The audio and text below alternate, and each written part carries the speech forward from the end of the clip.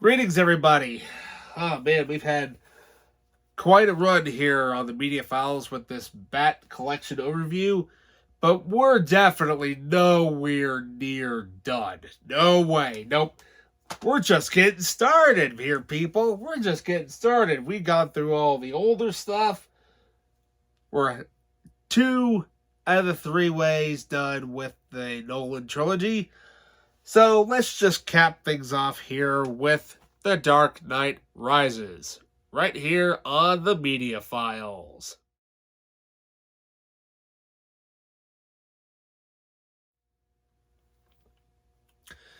Welcome back. So, here we have The Dark Knight Rises. So, one thing I had completely forgot to mention until just now, because my brain's a little bit mush, I forgot to mention about the score. So, Hans Zimmer and James Newton Howard did the score for the first two movies, and granted, it's nowhere near like Danny Elfman's score or uh, or Elliot Goldenthal's score.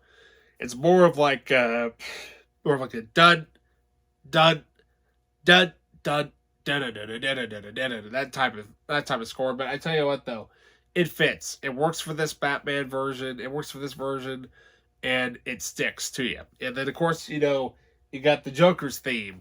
This really long, slow violin cue. It just keeps getting higher and higher and higher in pitch, very, very slowly, and it's awesome. It is so cool, and oh god, this movie, that score was so amazing for when it came out.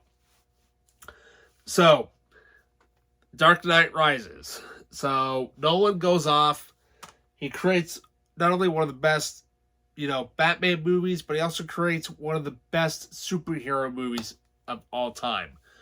So, what naturally happens when you make literally a Batman movie that makes over $1 billion at the worldwide box office?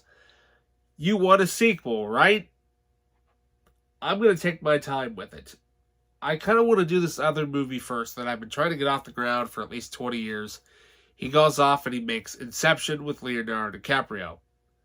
How he did not win Best Oscar and how did that movie did not win Best Picture of the Year, I'll never know. So after that, he decides, you know what? It's time to conclude my Bat trilogy. So where do we go from here? We've had, a psychopath born, basically out of the Joker, and we've had Ra's al Ghul / the Scarecrow dealing with fear and all that. You know, so what do we do for the next villain? Because a lot of rumors were going around at the time that the next villain was going to be the Riddler, and the fact that the Dark Knight, that's the only time that is the only title that does not have the word Batman in it. Yeah. And a lot of people thought that the next movie was going to be titled Gotham City, because there was a lot of great fan art out there that a lot of people thought was the actual art that got leaked. And that, what's his name from Doctor Who? I believe it was the 10th Doctor.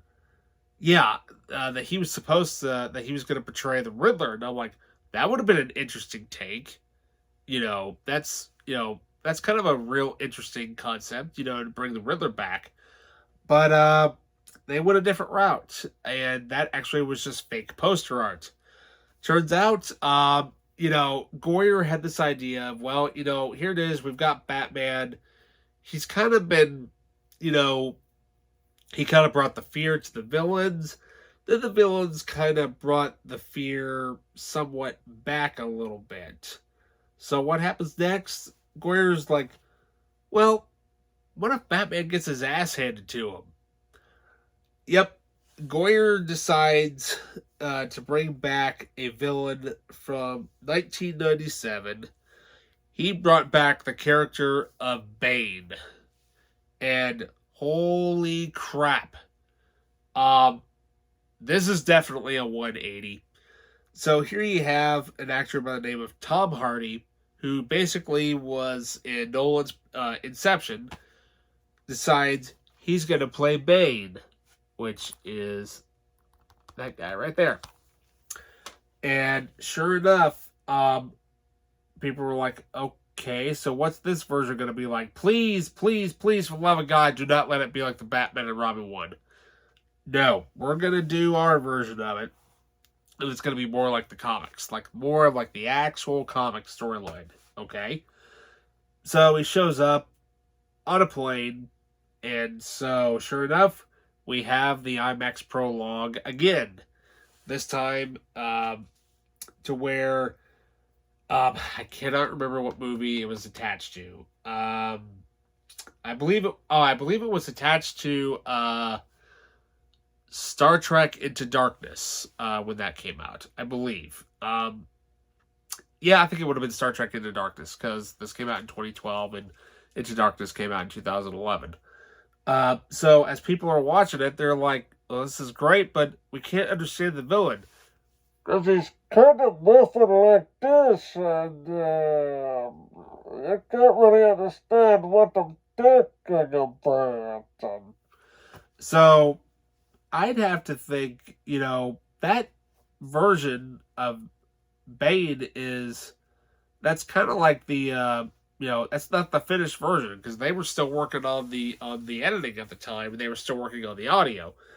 But there is one thing that is different from the preview version of the IMAX of the Dark Knight Rises IMAX prologue versus what's in the final film.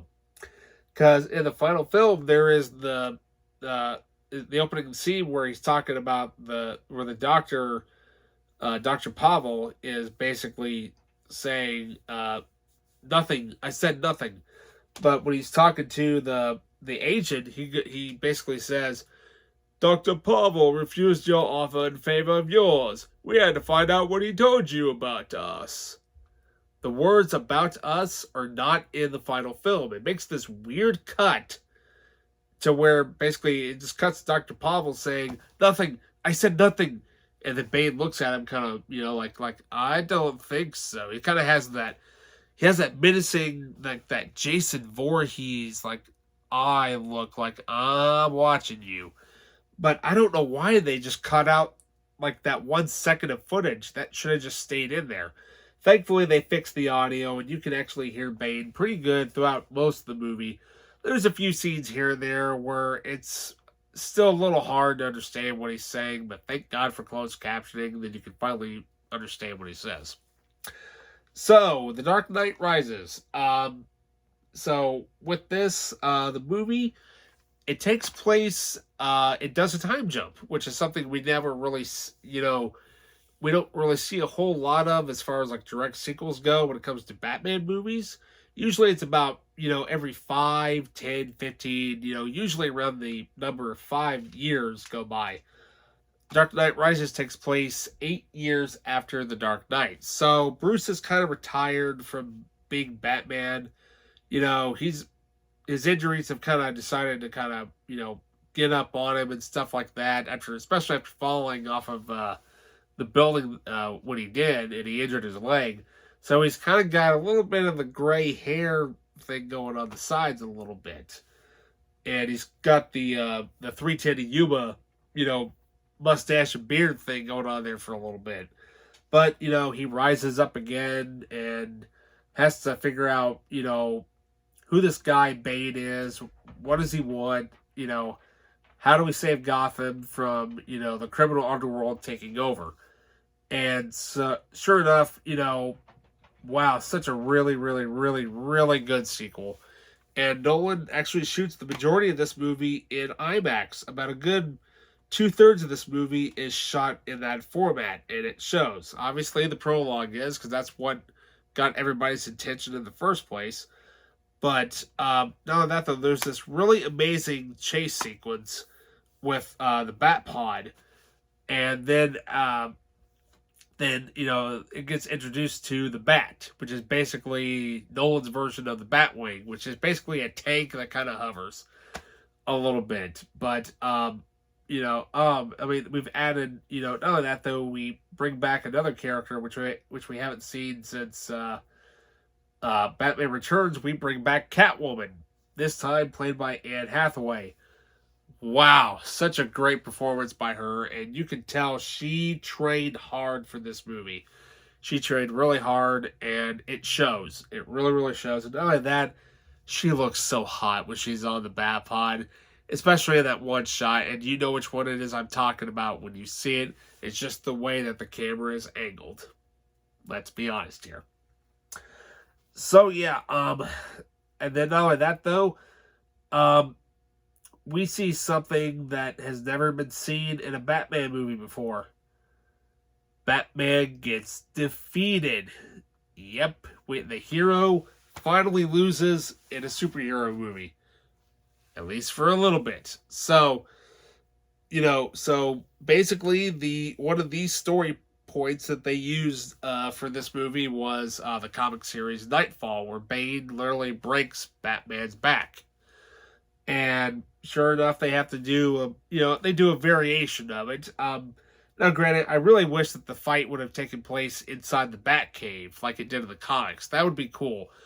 Hopefully, one day, Warner Brothers Animation will. I hope that one day that they will do an animated Nightfall trilogy, because I that's the only way I can see them doing it right, like they've done with the Dark Knight Returns and with the Long Halloween movie.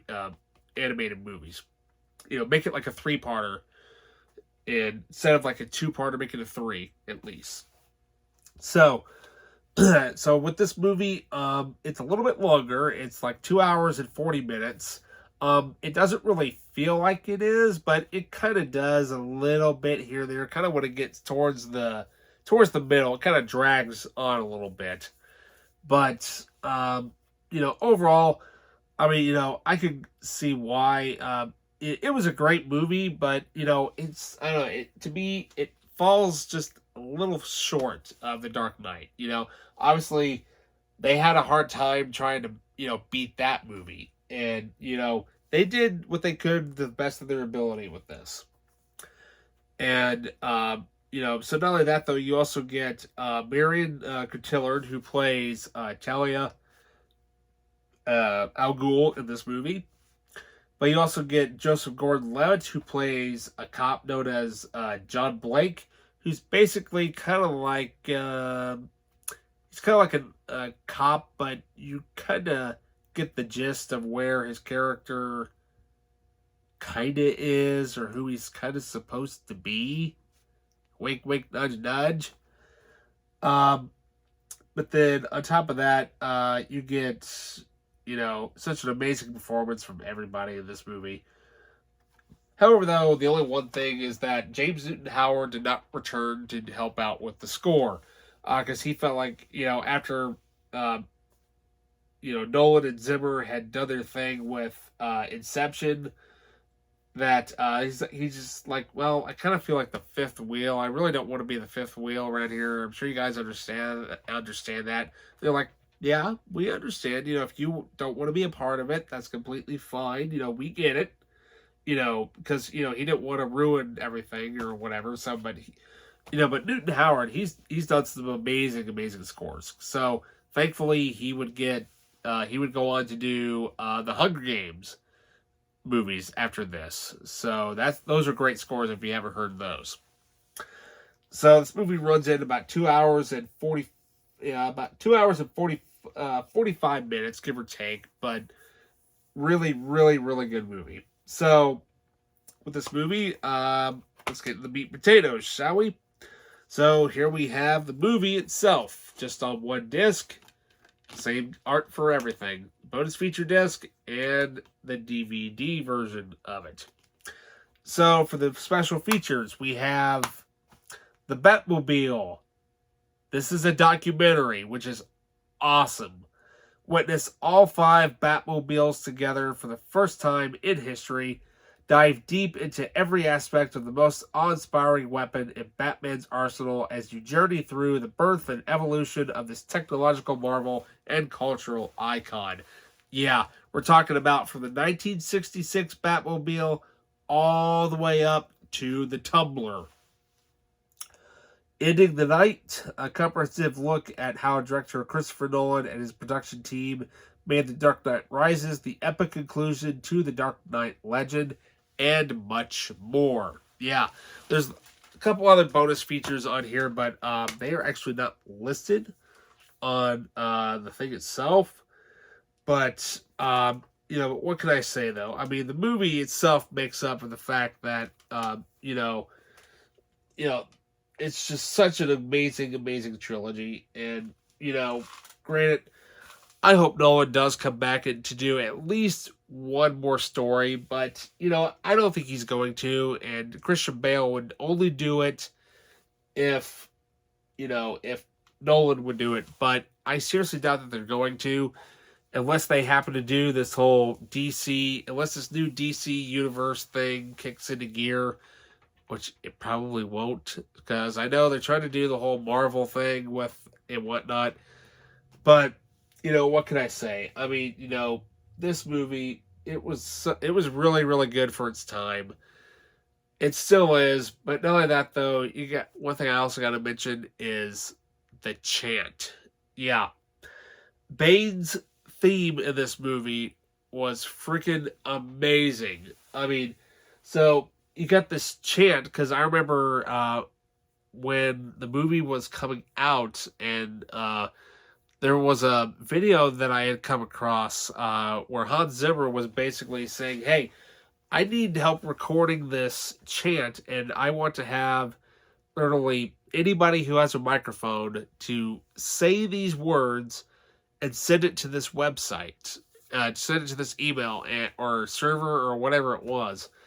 And sure enough, hundreds of people did this, and they did this chant called they were saying Deshe Basara, which basically means I believe it's Moroccan, if I am correct, as far from what I can remember. And it means rise, because they literally say that in the movie, because you hear all the prisoners chanting Deshe Basara, Deshe Deshe Basara, Basara, and it means rise. So basically, literally, in the title, as it says, The Dark Knight Rises. So, Batman's got to rise up from the ashes, like a phoenix. And so, sure enough, he wins, as all superheroes usually do. But, when it comes to DC superhero movies, when will we ever have the Avengers Infinity War version? And what I mean by that is, will we ever see a superhero movie like a DC character where the hero loses? That's something you don't see in movies very often. And I think it would be awesome if we would get like another, superhero related movie that gets popular enough to where, the character has to lose. And then in the sequel, he rises back up again. That would be awesome. Maybe a Batman movie. So, yeah. So with that, what can I say? Links will be provided for each movie in each of the descriptions below.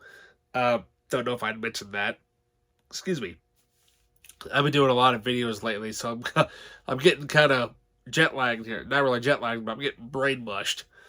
So yeah, what can I say? If Christopher Nolan had not made these movies, we would not have Inception. We would not have The Prestige. We would not have let's see here, what else? We would not have Tenet if it wasn't for him making this, and we would not have Interstellar and his upcoming film Oppenheimer, which comes out this summer, I believe. So yeah, with that, what else can I say? An amazing trilogy of films. Just go watch them. If you are a big Batman fan like me, if you're just looking for a good movie, good trilogy of movies, this right here is basically Nolan's Star Wars, basically. So, yep. So links will be provided for you in the descriptions below. once again, please hit that like and subscribe button, hit that notification bell, leave a comment. If there's any suggestions that you may have as far as superhero movies go for me to review, place them in the comments below, even if it's Batman related or not. If I haven't, I will try to review it if I can find it, because we've got a whole bunch of stuff literally on this side of the camera that's all in totes. Yeah, totes. So yeah, with that, what can I say? Same bat time, same bat channel. Keep it here on the media files for more upcoming content. Whenever it gets posted, that's what that notification bell is for. And I'll see you in the next bat video update, review, overview, whatever it is we want to call it. Take care.